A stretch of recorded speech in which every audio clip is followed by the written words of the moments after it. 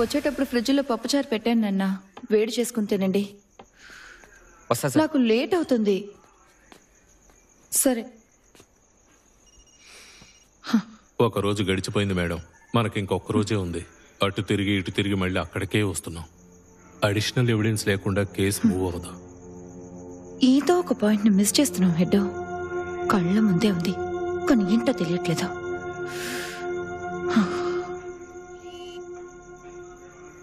Head madam,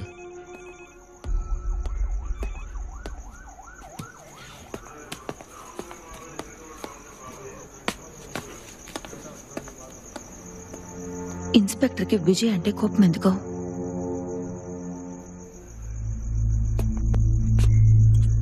inspector ఒక్కగానొక్క కూతురు కాలేజీలో కుర్రాడిని లవ్ చేసింది. ఆ కుర్రాడు వీళ్ల క్యాస్ట్ కాదు, మన సార్కేమో కులం పిచ్చి.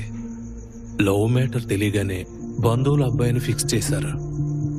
రేపు పెళ్ళనగా ఆ అమ్మాయి లవర్తో పారిపోయింది. ఇప్పటి వరకు పట్టుకోలేకపోయారు. ఎక్కడున్నారో తెలీదు. వాళ్ళిద్దరూ పారిపోయి పెళ్లి చేసుకోవడానికి వీడు హెల్ప్ చేశాడు. విజయ్ ఎందుకు హెల్ప్ చేశాడు? ముగ్గురు ఒకే కాలేజ్ మేడం. ఆ అబ్బాయి విజయ్ క్లాస్మేట్స్. ఇన్స్పెక్టర్ అప్పుడే విజయ్ని లేపేసేవాడు. కానీ విఐపి కాంటాక్ట్స్ ఉండబట్టి ఏం చేయలేకపోయారు. ఇప్పుడు ఆయన్ని చావగొట్టడానికి లీగల్గా ఆయనకి ఛాన్స్ దొరికింది. వదులు కూడా.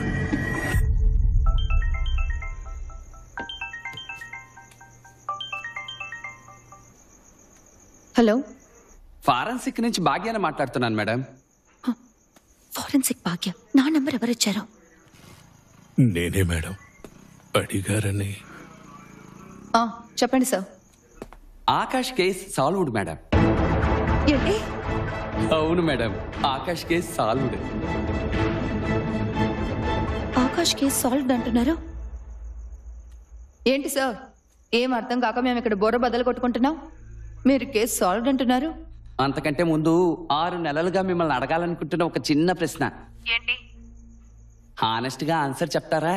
పెళ్లి చూపులకు వచ్చినప్పుడు నన్ను ఎందుకు మేడం రిజెక్ట్ చేశారు? ఇరిటేట్ చేయకండి, ఫోన్ కట్ చేస్తాను. ఓకే, పాయింట్కి వస్తాను. ఆకాష్ ఇంటి బెడ్రూమ్ నుంచి మా వాళ్ళు ఒక హెయిర్ శాంపుల్ తీసుకొచ్చారు మేడం. హంతకుడి హెయిర్ శాంపులా?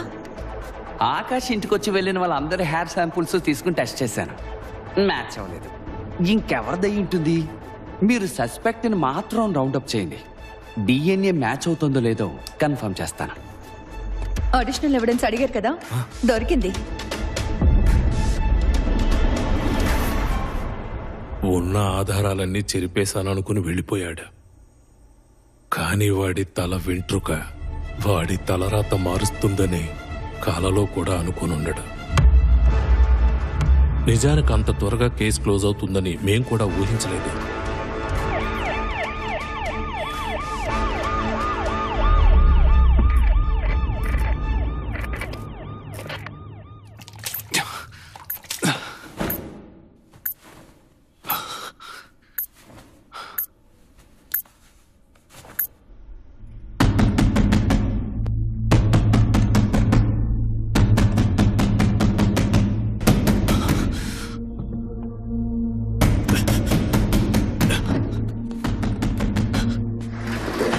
ఏంట్రా?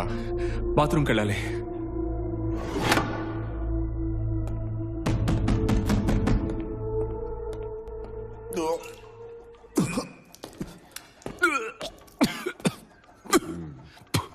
పొద్దున్నుంచి వాంతులు చేసుకుంటున్నాడు సార్.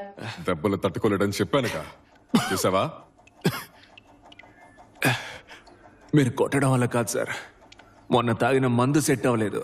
ఏయ్ ఊరుకోరా. చీమ కుట్టినట్టు కూడా లేదు. మీరు కొట్టిన దెబ్బలు. నువ్వు ఇక్కడ నుంచి బయటికి వెళ్ళే లోపు నా కాళ్ళ మీద పడి బతిమలాడేలా చేస్తాను. ఇదిగో నేను చూసుకో, ఇంటికి వెళ్ళొస్తాను. సరే సార్. ఇదిగో చొక్కా వేసుకుని అలా కూర్చో, కదలకుండా కూర్చో. వెళ్ళు. రే మల్లయ్య సార్, వీణ్ణు కంట కనిపెట్టు, బాత్రూమ్కి వెళ్ళొచ్చేస్తాను. Okay sir.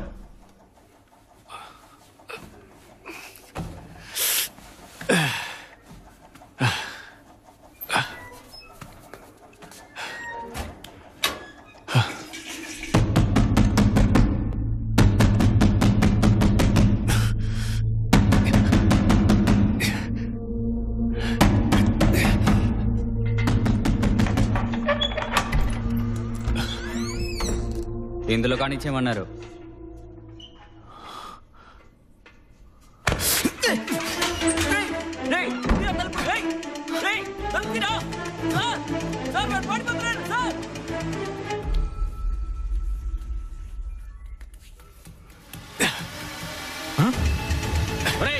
ఆగరా, బయటికి ఎలా వచ్చావరా?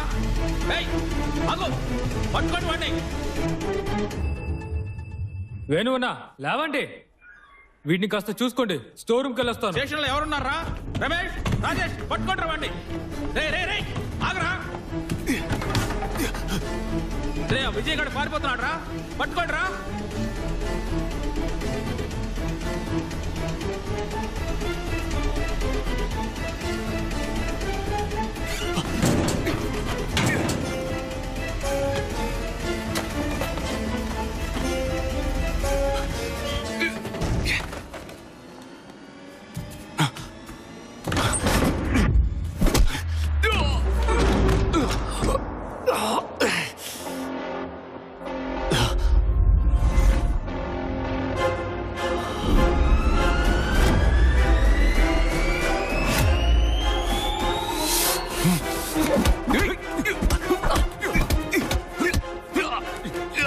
రే మల్లయ్య, రాజేష్, ఏదో గొడవ జరుగుతాం చూడండి రా.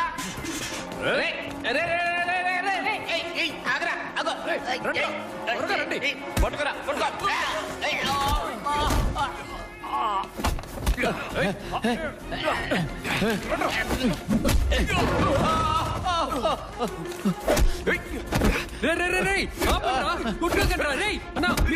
నేను హ్యాండ్ కప్ చేస్తాను.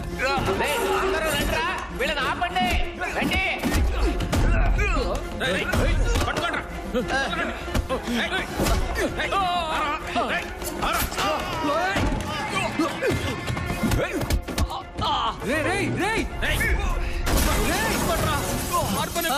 అయ్యో, వీళ్ళని చంపేసి ఎలా ఉన్నారు?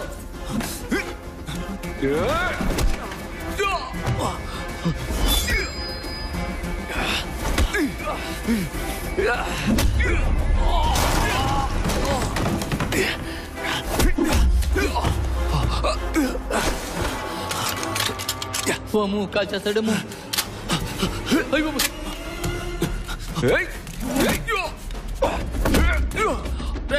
ఇదిగోరా, ఫోన్ చేయి.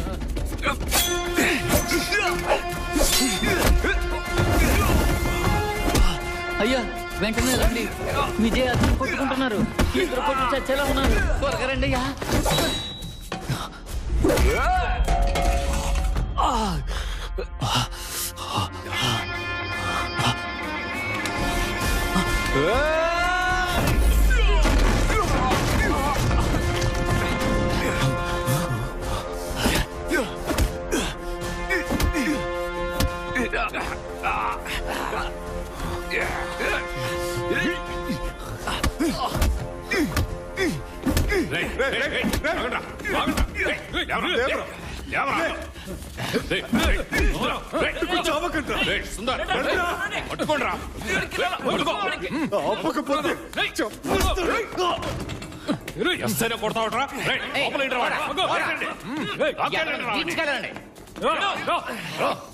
పోలీసోడి మీద చేస్తావా? ఎస్ఐ మీద చేసుకుంటావా? నీకు ముందరా. గమనించారా సార్? అంటే వాళ్ళిద్దరికీ ఆల్రెడీ పరిచయం ఉందన్నమాట. సార్ బ్లడ్ వస్తోంది సార్. ముక్కు పగలగొట్టినట్టున్నాడు. పర్పస్ఫుల్ గా కొట్టుంటాడా? చచ్చా లేదు సార్, ఆ గందరగోళంలో చేయి తగులుంటుంది. ఏమైంది సార్? వెనక్కి కూడా బ్లడ్ కారుతుంది. మేకు గుచ్చుకున్నట్టుంది, మండుతోంది.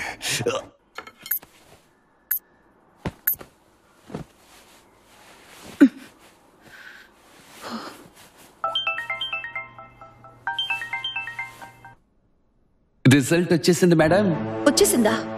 కేసు సాల్వ్డ్ అని చెప్పాను కదా. హంతకుడు మీ కస్టడీలోనే ఉన్నాడు.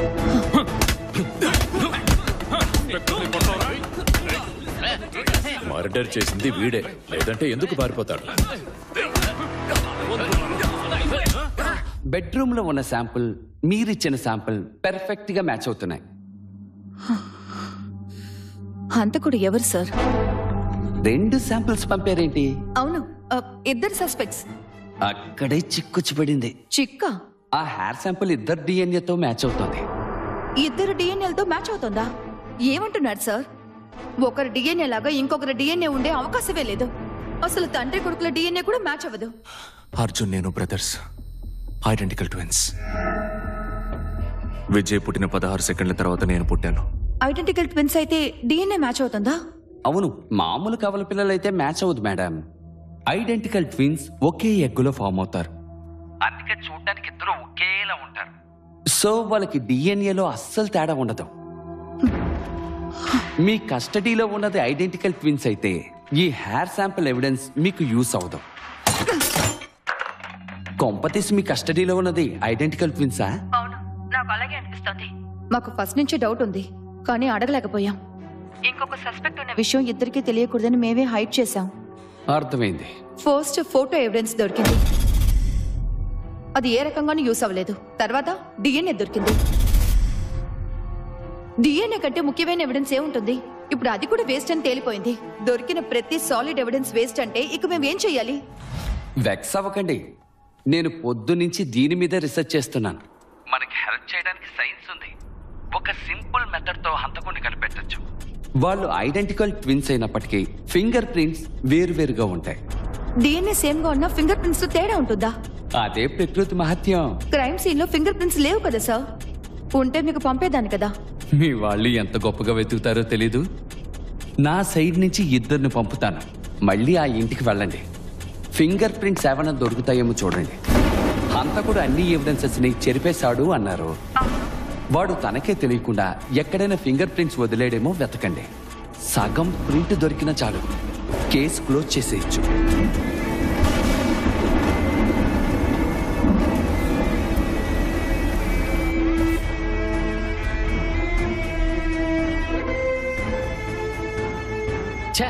వెతికిన చోటే మళ్ళీ వెతికిస్తుంది, చిరాకొచ్చేస్తుంది. ఫింగర్ ప్రింట్స్ ఉంటే ఆ రోజే దొరకవా? వాళ్ళేమో ఇల్లంతా కడిగేశారు. ఫింగర్ ప్రింట్ కావాలంటే కొట్టుకెళ్ళి కొనుక్కు రావాలి. దమ్ము కొట్టాలని ఉంది. ఊరుకోన్నా, ఆ గయ్యాలి చూసిందంటే అంతే. నేను లోపలికి వెళ్తున్నాను. ఫారెన్సిక్ టీం నెక్స్ట్ ఇక్కడికే వస్తుంది. కళ్ళతో చూస్తే ఫింగర్ ప్రింట్స్ కనపడతాయా? అసలు ఇది ఫారెన్సిక్ వాళ్ళ పని. మధ్యలో నన్నెందుకు చావగొడుతోంది?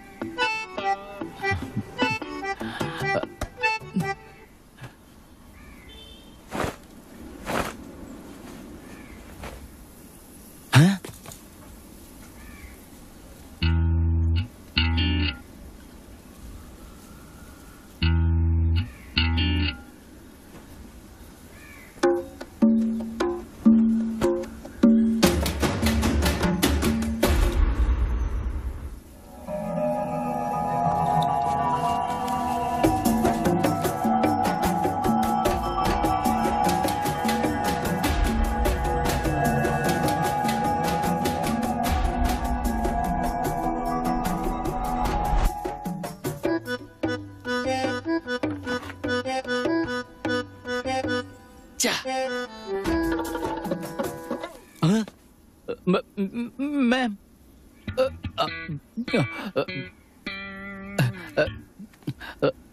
మేడం.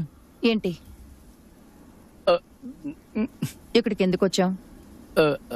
ఎవిడెన్స్ కోసం మేడం. మరి మీరేం చేస్తున్నారు?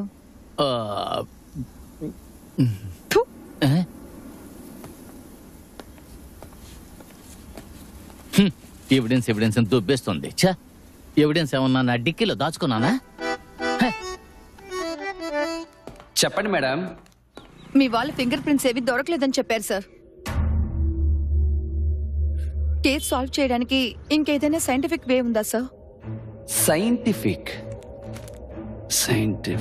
సైంటిఫిక్ వే ఒకటి ఉంది, బట్ అది కొంచెం కష్టం. ఏదైనా పర్వాలేదు, చెప్పండి. మీరు మీ పోలీసు బ్రెయిన్ ని యూజ్ చేసే హంతకుడిని పట్టుకోవాలి. నేను ముందే చెప్పాను కదా కష్టమని. అమ్మ నాన్న ప్రేమించి పెళ్లి చేసుకున్నారు. ఇద్దరిళ్లలోనూ ఒప్పుకోలేదు. నాన్న లాయర్, అమ్మ బ్యాంక్ ఎంప్లాయీ. ఇద్దరికి కంపాటబిలిటీ ఇష్యూస్ ఉండేవి. అభిప్రాయ భేదాలు వచ్చాయి. ప్రేమించినప్పుడు తెలియలేదు, పెళ్లి తర్వాత తెలిసిందే. నేను నాన్న వాళ్ళకి డివోర్స్ అయినప్పుడు నాకు విజయ్కి 7 ఏళ్ళు. నేను నాన్న దగ్గర, అర్జున్ అమ్మ దగ్గర. మా నాన్న ఎవరు? నేనే. మా అమ్మ ఎవరు? నేనే. నా ప్రాణం ఎవరు? నేనే.